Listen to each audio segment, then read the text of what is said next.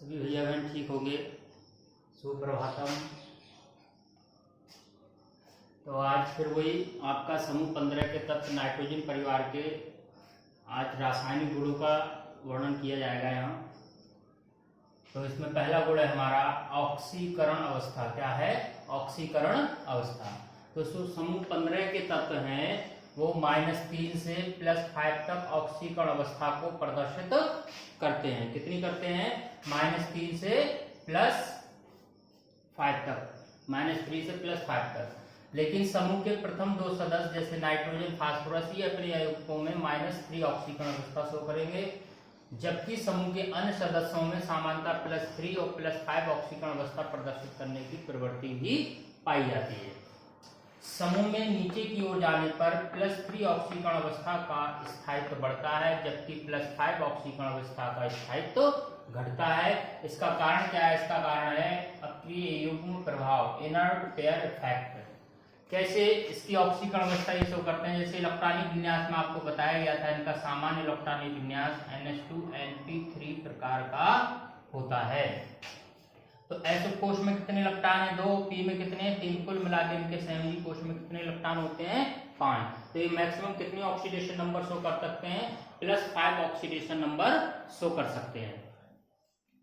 -3 अब बाह्यतम कोश में कितने इलेक्ट्रॉन आ रहे हैं? 5 इलेक्ट्रॉन आ रहे हैं। तो अगर ये किसी से 3 इलेक्ट्रॉन लेते हैं तो इनका ऑक्टेट कंप्लीट हो जाता है। तो इसलिए इलेक्ट्रॉन जब कोई लेगा एलिमेंट किसी से तो क्या होगा?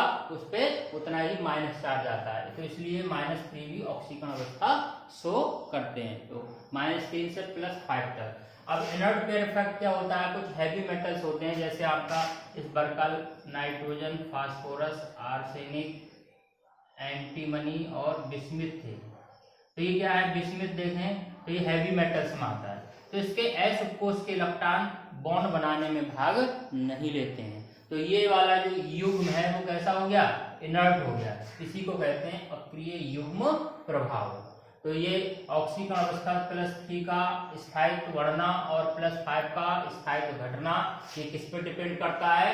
इनर्ट पेयर इफेक्ट पर। उसका कारण मैंने बताया, S उपकोष के इलेक्ट्रॉन पार्टिसिपेट नहीं करते हैवी मेटल्स में। यौगिकों की प्रकृति कैसी होती है? इनके यौगिकों की प्रकृति कैसी होती है? ये अधिकतर सहसंयोजक यौगिक बनाते हैं। कैसे यौगिक बनाते हैं? सहसंयोजक यौगिक बनाते हैं।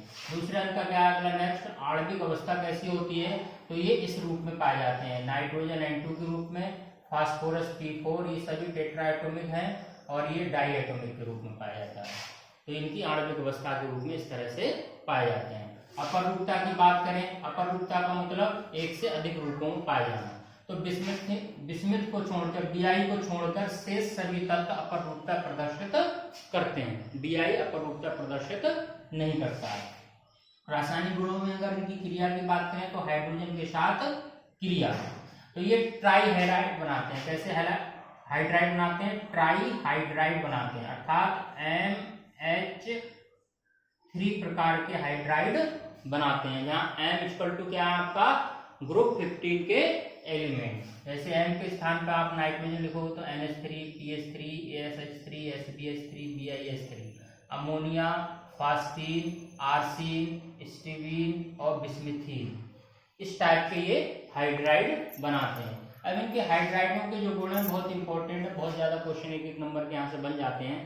जैसे पहला क्या है? ऊष्मीय स्थायित्व। क्या है? ऊष्मीय स्थायित्व। तो इनका समूह में ऊपर से नीचे की ओर जाने पर ऊष्मीय स्थायित्व क्या होता है? ऊष्मीय स्थायित्व क्या होता है? घटता है। स्टेबिलिटी कैसी होती है? घटती है। कोई पूछता है क्यों घटती है? तो उसका कारण क्या है? इनके बीच बना हुआ जो MH आबंध है, इसकी बंध वियोजन एंथैल्पी घटती है।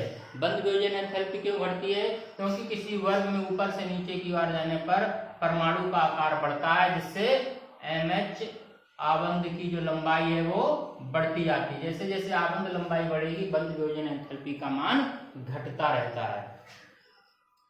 फिर नेक्स्ट पॉइंट में आएंगे हम, ये है आपके अपचायक गुण। अपचायक गुण कि कितनी आसानी से हाइड्रोजन को रिलीज करते हैं, तो वो अपचायक गुण कहलाते हैं। तो इनके बॉन्ड पे ही डिपेंड करता है। तो वर्ग में ऊपर से नीचे की ओर जाने पर इनके अपचायक गुण क्या होते हैं? अपचायक गुण बढ़ते हैं। क्या होते हैं? बढ़ते हैं, इंक्रीज होते हैं। क्यों होते हैं? कारण वही है, एमएच आबंध की बंद विभाजन एंथैल्पी घटेगी तो आसानी से बॉन्ड ब्रेक हो जाएगा और ये आसानी से हाइड्रोजन को रिलीज कर देते हैं। फिर आता है इनका नेक्स्ट पॉइंट, क्षारीय गुण।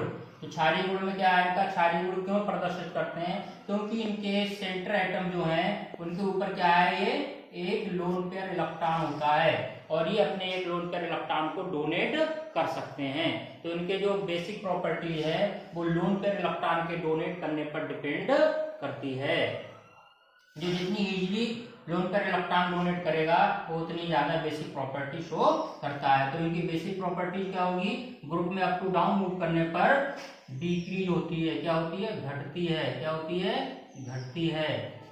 क्यों घटती है? उसका कारण मैंने यहाँ पे लिखा है, क्योंकि केंद्रीय परमाणु द्वारा एकाकी इलेक्ट्रॉन युग्म देने की प्रवृत्ति घटती है। वर्ग में नीचे की ओर जाएंगे तो ये लोन पेयर इलेक्ट्रॉन देने की प्रवृत्ति इनकी क्या होती है?